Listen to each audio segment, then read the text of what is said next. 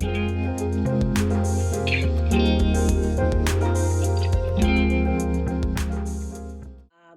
now it is my very great pleasure to tell you a little bit about our guest speaker for the evening, Miss Imani Black. So firstly, hello, hi, thank you for being here. We are super stoked that you're here today. Imani is a graduate of Queen Anne's County High School. She went on to study marine biology at Old Dominion University. She is currently a faculty research assistant in Cambridge at the University of Maryland's Eastern Shore Center's Horn Point Laboratory. That's a mouthful, sorry about that. In May 2020, Imani founded the nonprofit Minorities in Aquaculture, which is an organization that has been dedicated to bringing more women, specifically women of color, into the aquaculture field. And I don't want to steal too much of her thunder, so I'm going to pass the mic right on to Imani.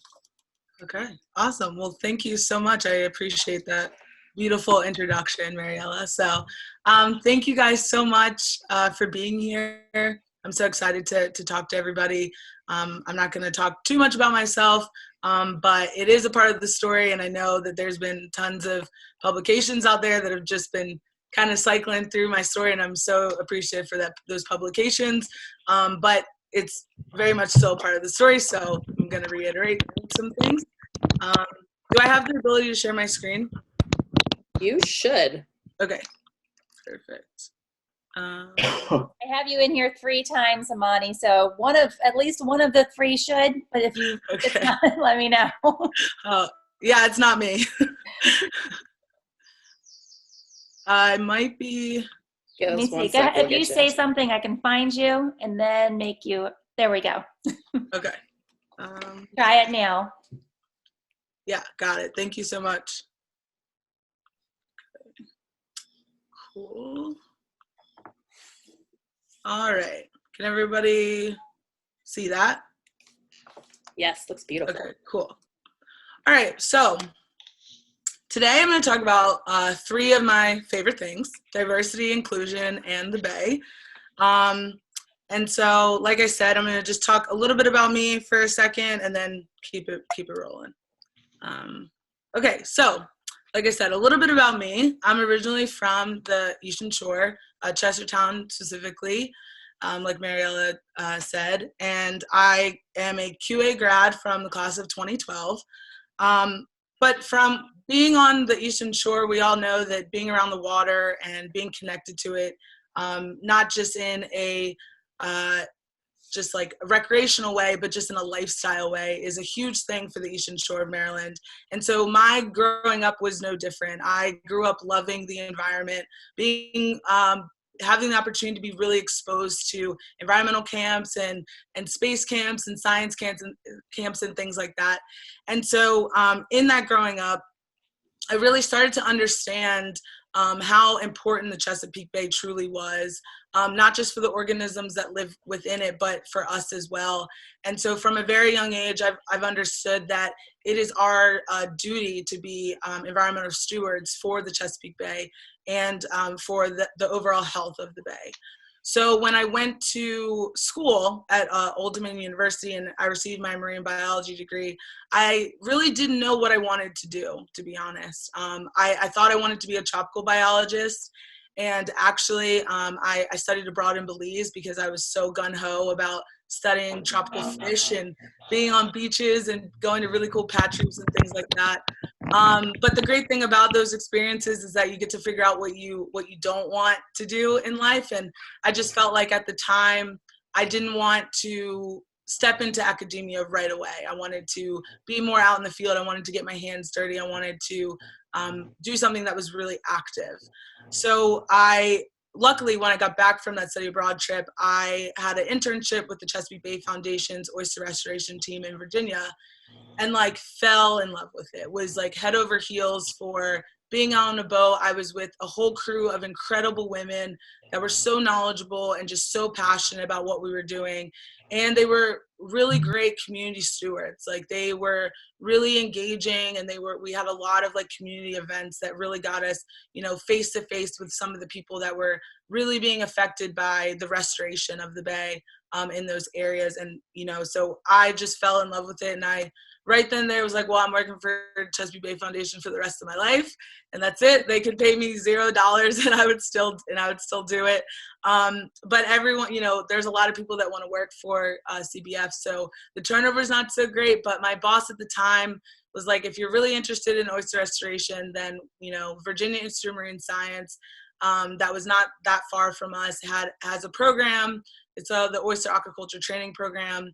And so I applied. I was still in school. I was still playing lacrosse. And luckily, they were willing to work with my schedule because it's a very competitive internship. And the facility itself is known for its oyster aquaculture. So it's known for starting kind of this movement of aquaculture on the East Coast.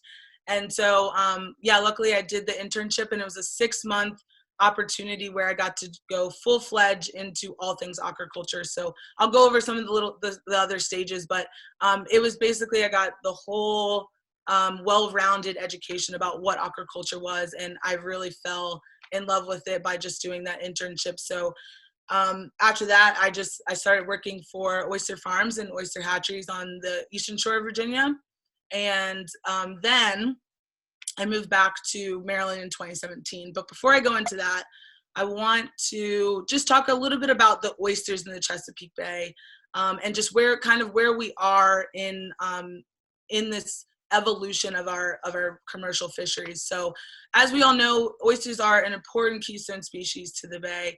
Not only do they filter the bay on a daily basis, but they also provide habitat for other critters like crabs and fish, and they create an ecosystem within their community. But unfortunately, right now, we are less than 1% of our historical numbers. And in a result of that, there's a huge daily catch deficiency, and it is really affecting the commercial industry just all around. Everyone has been really affected from the beginning of this, which was 1930s, I believe, when 4 main factors really hit the wild oyster population, which was overfishing, habitat destruction, water quality, and disease. So disease was the most important part out of all of those 4. So the wild oyster population in the 1900s was, kind of lacking. There was a real push for the evolution of equipment, and there was a ton of people trying to get on the bay and fish from the bay. And so then when the diseases hit in the 1930s, the oyster population just really couldn't recover as fast as it would have. So then aquaculture was introduced to the bay, and its goal was to produce oysters that could go beyond natural reproduction. So for those of you who don't know, there's a little saying called the R months of oysters, and basically that's the reproductive months of when oysters are trying to reproduce those eggs and sperm so that they can broadcast those off and make oyster larvae for the next generation. But for aquaculture, and for the half shell market, they really wanted to focus on the meat content and the flavor and the texture. And so with, producing oysters that could go beyond kind of what the wild population could withstand, they were also hitting on those 3 things of meat content, flavor, and texture that also could be improved and be year round. So what is aquaculture? So aquaculture seems really confusing, but it's really not. It's super simplistic. It's just the production of aquatic animals in a controlled environment. And what that basically means is there's 3 different stages of aquaculture. So there's hatchery, nursery, and farm. And as oysters are naturally growing and feeding and things like that, we are pretty much in the hatchery just controlling all of the parameters that we can so that these oysters have a successful and thriving time the entire time they're with our company until they get onto your plates or in the half shell market or whatever. So aquaculture is super important because it's also feeding our production of our commercial seafood industry. But just like I said before, oysters naturally are restoratives when it comes to our habitat. So when we're putting out millions and thousands of oysters a day, then we are also then to giving the wild population a little bit of a break to replenish itself, rebuild, and become the strong keystone species that the Bay needs today. So just a little fact.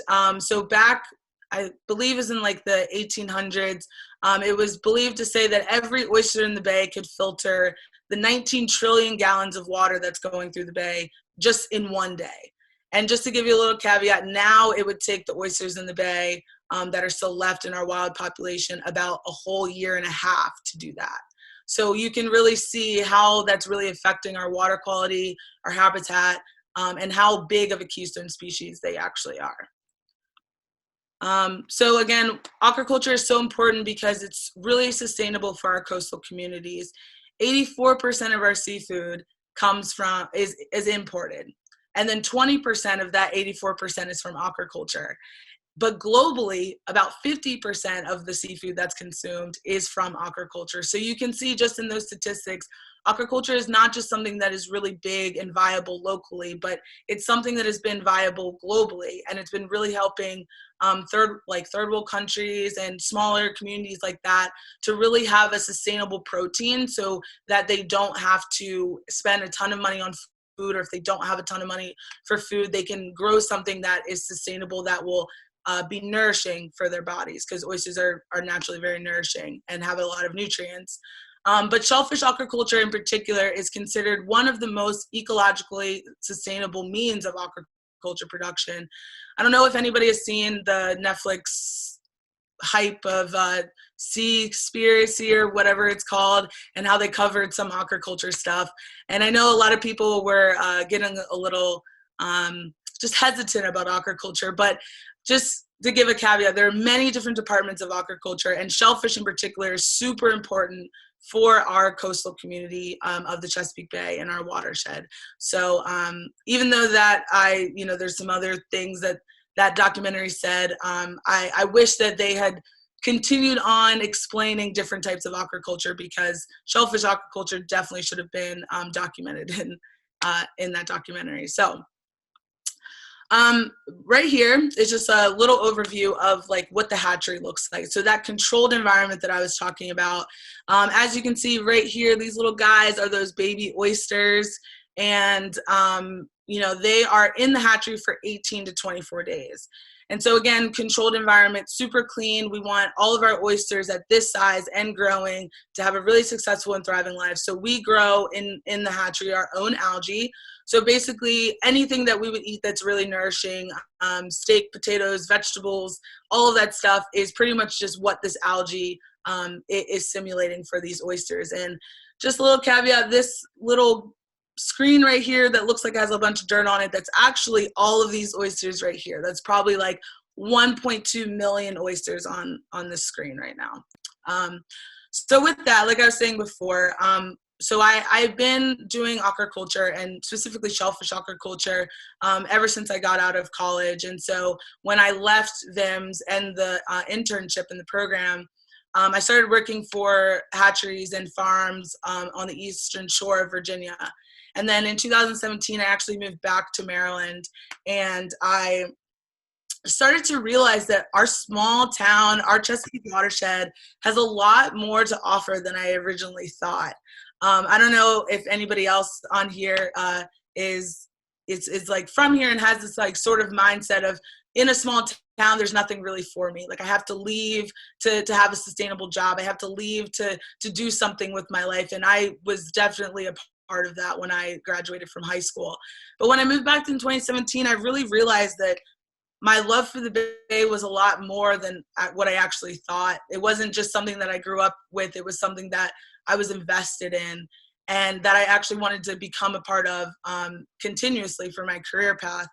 And so I had a huge connection with it. And so then in 2018, I started working for the first privately owned hatchery, Hooper's Island Oyster Company in Cambridge, Maryland.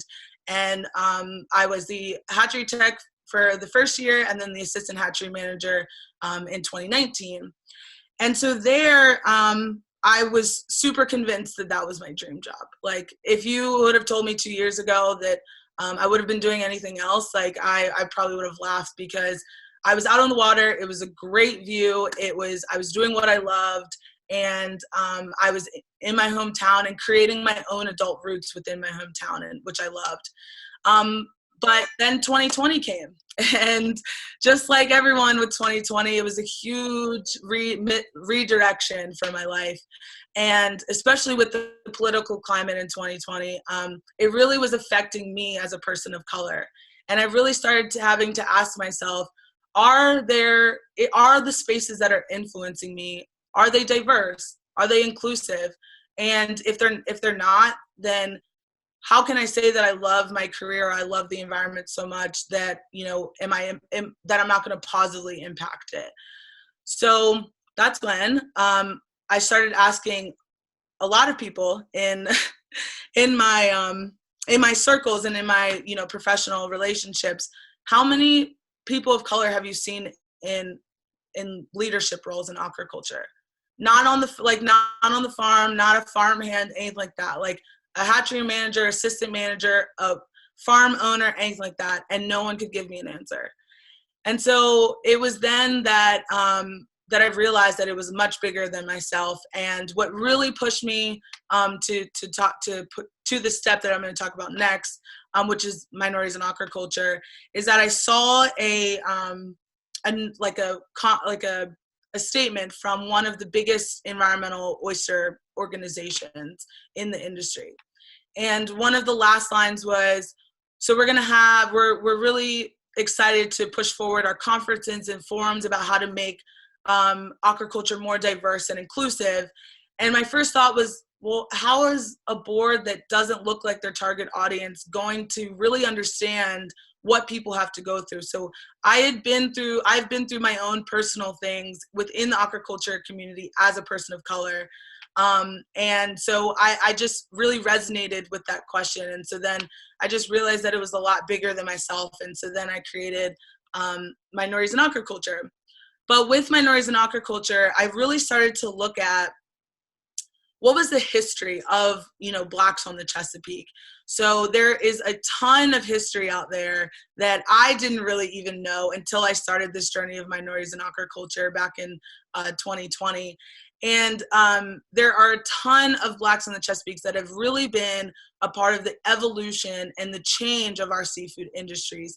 People like Paul Cuffey, Frederick Douglass, who's super famous on the Eastern Shore, all the people that are from the Eastern Shore that use the waterways for their navigational systems to be free slaves.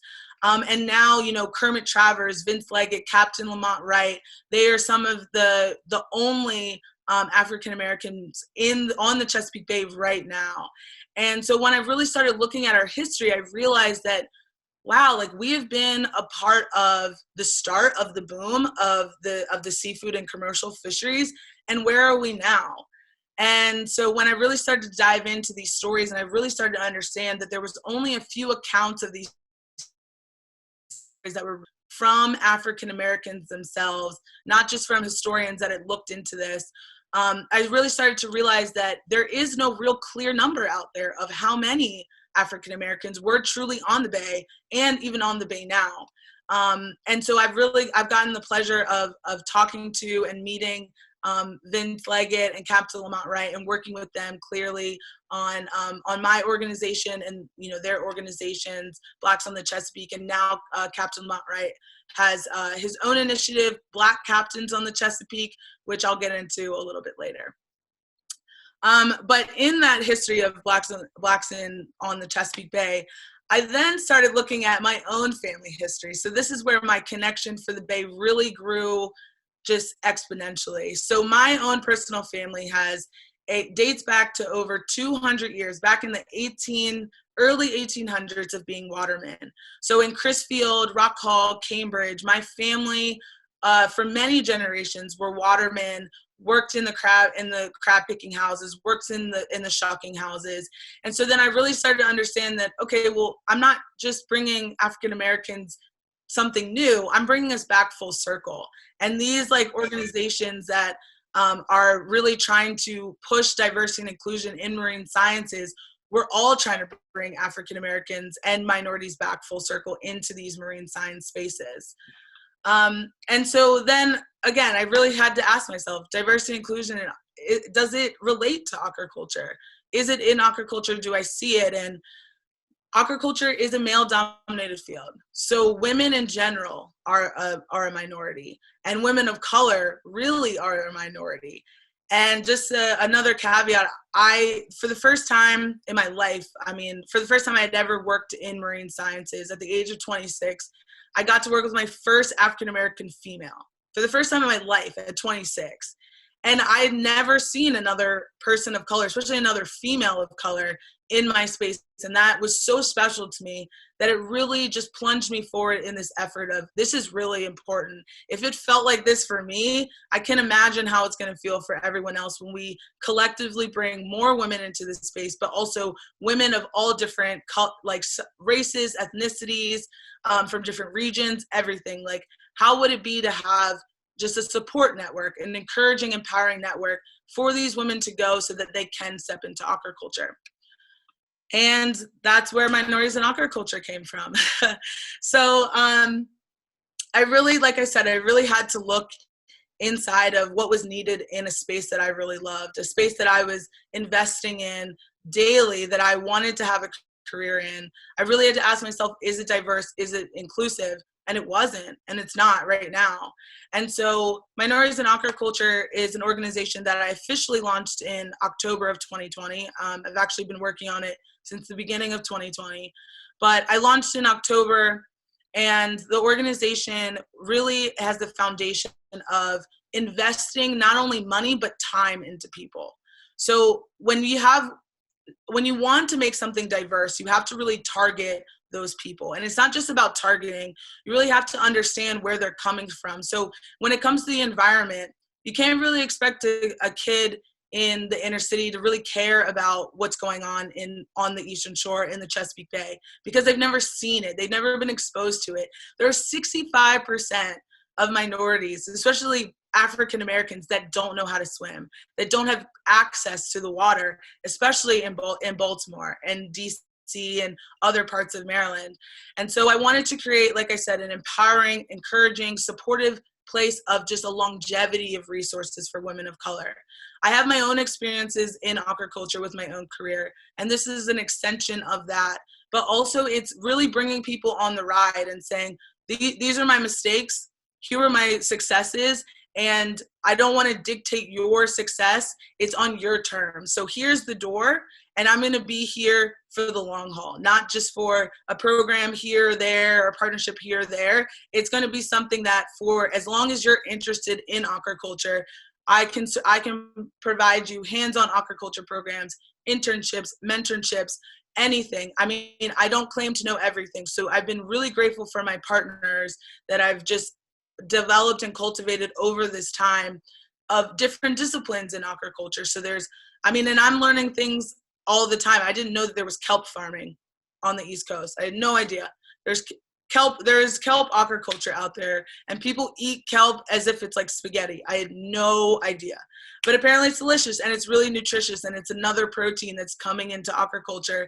And so I want to give women of color, of all ages, of all education, environmental education ranges, the opportunity to be exposed to any type of aquaculture they want, and to be able to really give them the exposure and to take out some of the obstacles that they'll have to face, whether it be financial, transportation, anything like that. Whatever it is, I am individually meeting with these young women and saying, how can I best support you? What can I do for you to make this as easy as possible so that you can just get the experience and just continue to grow from there? So again, so excited for my partners, and these are just a few, but some of the main ones, the Smithsonian has been really great at getting my story out. The Anacostia Museum is under the Smithsonian. They've been a really great support system. Of course, my work and my future master's program, Horn Point, has just been so great with wanting to facilitate these programs and these internships, and really wanting to get people out to the hatchery and really get that education and programs going. Choose Clean Water Coalition, any of the coalitions really in the environmental sector, pretty sure Minorities in Aquaculture are a part of them. They're all really great. And I've really met a lot of people within these coalitions that have a lot of great ideas. And we've had a lot of powerful conversations just like this one about diversity and inclusion and how we can really start changing the tides of this. And then one of my favorites and one of the biggest ones I think on this list is NOAA, the Northeast Fisheries Science Center, and different departments of NOAA, but just NOAA in general. They've been a huge support, and that was such a success for me as a nonprofit founder to be able to connect people with that. And now we're creating programs and finding funding and doing grants for the future people that are, or future women that are going to be under the MIA umbrella. And so, yeah, I've just been really overwhelmed by the support of the community on minorities in aquaculture. I've been really excited because as I just keep moving forward and I really start to continue to work through some of the things that I had to go through as a person of color in a male-dominated space, but also in a predominantly white community with no other representation to kind of look up to as I was, kind of coming up. And so I want to be that. I also, it's Minorities in Aquaculture really is just a testament to all of the people that have really invested their time in me and really have really shown me when I really didn't see in myself the potential that I had. And they just continue to just push me and drive me from my family, my friends, mentors, people at internships and jobs. I've just been so grateful for their support, and I wouldn't be here today if it wasn't for them and for the community on the Eastern Shore. So last but not least, how can you help? I think this is the most important thing. And definitely nothing is too small. Whether it's a follow, a share, a like, or a small donation, anything will elevate this platform. Right now I'm looking for partners and people to facilitate internships always. I'm really have an ongoing edit of my partners and connections kind of list. This isn't just for the Chesapeake Bay. This is not just for the United States. This is actually international at this point. And I think that this is really something that a lot of organizations and a lot of people are realizing that is needed for diversity and inclusion. And I'm just so grateful for that. But yeah, so just getting the word out, keeping the conversation going about diversity and inclusion can help in so many ways. Being a part of something great like this, and in having, fearless leaders like Mary Ella that just like create this, team and just like this network and this support system to have these really hard conversations. They are really hard, but they're really needed. And once we start having these conversations and really pushing past that awkwardness and uncomfortability, then we can really start changing people's lives. It's really just about investing our time, really meeting people where they are with their environmental education, and then building from there. And so I thank everyone so much for listening to me ramble on for a little bit. And I'm just so excited to be here, and I'm so excited for this opportunity. So thank you so much. Wow. That was awesome. I'm like gonna throw some snaps out there. I know everybody's muted, but that was a really great presentation. Thank you. I know this is like kind of off topic, but I'm still amazed at how little teeny tiny little baby oysters are. They're so cute. I never get over it, especially when they're like moving around. They're just precious. They're so cute. We shouldn't eat them. No, you can still eat them. It's okay. It's all right. Just eat them in sustainable numbers, right? So yeah, awesome. Yeah. So if anybody has any questions, you can feel free to throw them up in the chat. I know that it was really timely because Mr. McComb asked a question about how we could help, and then literally your next slide was how you can help, which is really great. We will definitely be sending out a link to everybody for Minorities in Aquaculture, everybody who's attended, because we want you to visit the website, and of course, like Imani said, giving them a like on social media and just kind of putting the word out, or even having conversations in person with other people can be super helpful in just getting, you never know who's gonna be like, oh, hey, my uncle is does aquaculture too and has all this stuff that he could donate, or just wanting to be a mentor in the group too. So we got a question from Norm, and he says, what are the hard parts of conversations you find you encounter as you pursue your goals? Hard parts of the conversation. I think I think I've just been trying to approach every conversation a little bit differently. I think you really hit the nail on the head in the beginning of really sitting, taking a step back and really listening and really trying to be in these conversations for understanding. Like I said, I'm kind of a double minority in oyster aquaculture, and I understand that and I know that. And so I'm coming from a very unique kind of space and a unique perspective. And so I don't really intend everyone to understand at the first conversation, but I just try to encourage and try to be in a space of, I'm trying to understand where you're coming from, and I'm also trying to get you to understand where I'm coming from so that we can have an understanding conversation. So I just think it's hard just in general, just to be a person of color, to be kind of the hub of these conversations. But I've been really just privileged to be able to have these conversations just in general and to really push the conversation forward. Absolutely. I have a question specifically about, like, I know that in a lot of places they're shutting down oyster farming completely, or oyster fishing completely. Like in Apalachicola, I think what do they close down for how many years now? Until 2025 or something like that. Do you foresee that being something that we're going to experience here in the area, or do you have a more optimistic outlook on what our future is going to be for the Chesapeake Bay? Well, it's interesting because Maryland actually kind of does it right now, just not on like that big of a scale. I mean, to the watermen, it's a huge scale. We're really, when it comes to the Eastern Shore and just the Chesapeake watershed, we have a really, like I said, we have a really unique connection. We have a lot of people who, for generations and generations, have been really kind of cultivating these waters, have been having their livelihoods based on what they catch from these waters. And it's a tradition, their dad and his dad and the dad before that were all watermen doing the same thing.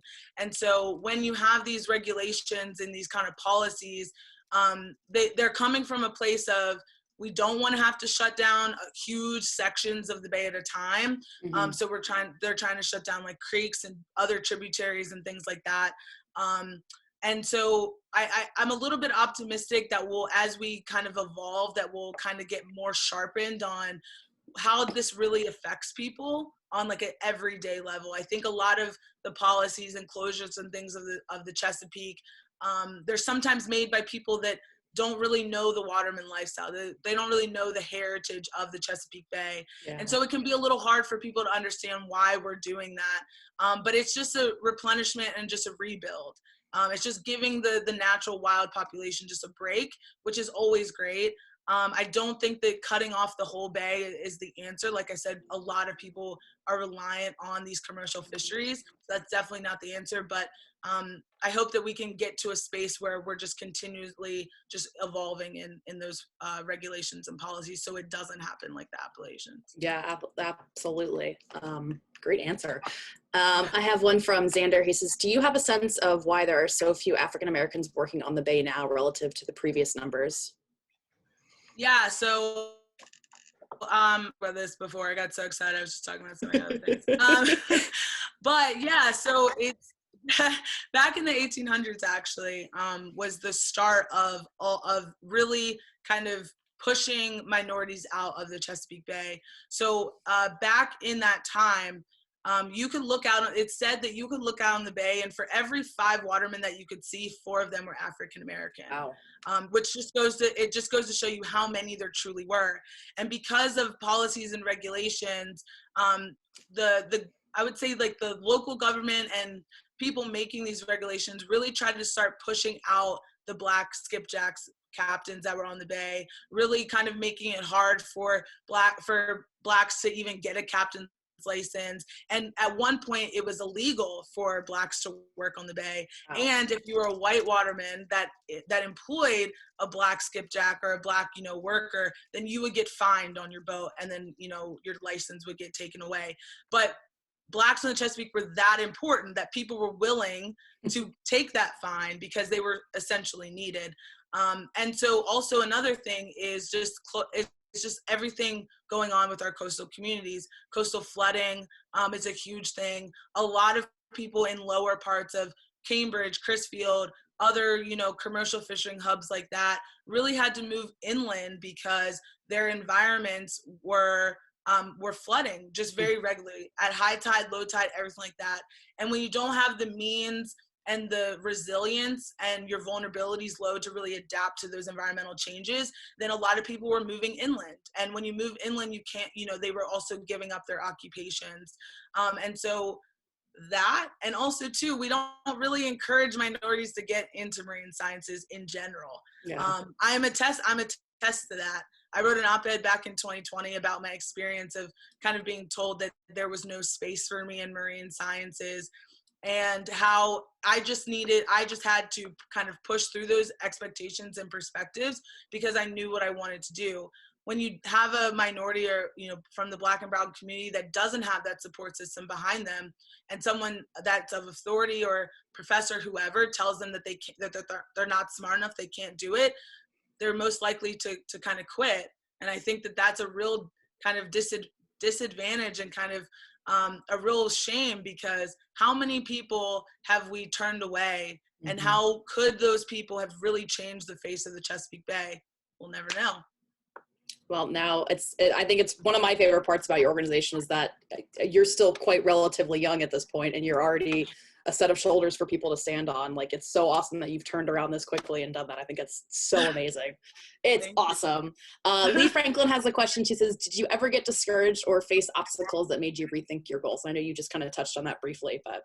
Yeah, absolutely. I mean, I know some of my friends are on here, so they can attest that, yeah, I've been through my share of disappointments and kind of people telling me that I wasn't smart enough to be in marine spaces.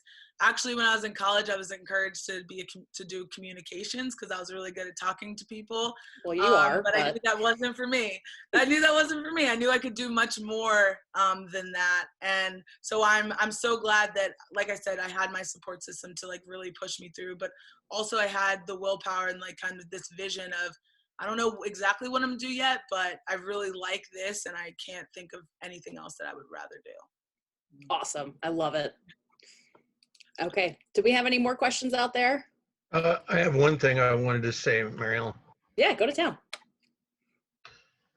Imani, you ended your talk by saying that you were rambling. I would say that you weren't rambling. You're very articulate, and that's what I heard. And I don't know if you've ever been, Imani, I don't know if you've ever been inside of Harris Seafood Packing House. Have you ever gone inside there? Yeah, just briefly.